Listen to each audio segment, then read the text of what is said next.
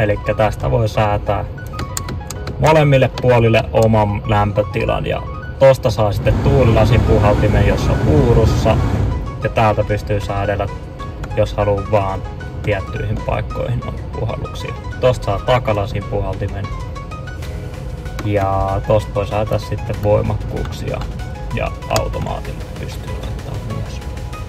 Sitten siinä on USB-paikat puhelimelle. Tosta saa ovet lukittua.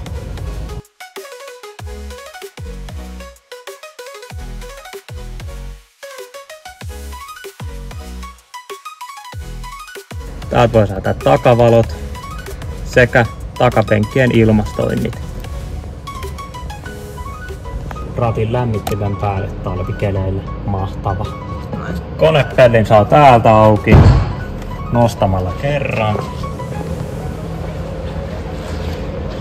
Jonka jälkeen ja sitten laitetaan tämä tukemaan tänne. Ja tänne voidaan lisätä pissapojan nestettä, pesunestettä.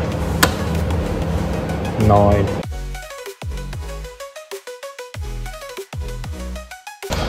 Ja tästä auki. Näin. Ja avataan tästä.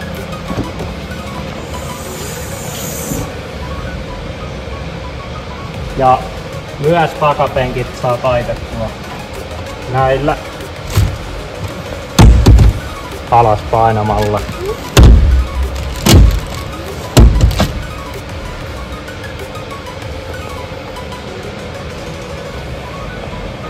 Ja tästä saa sitten helposti laitettua kiinni.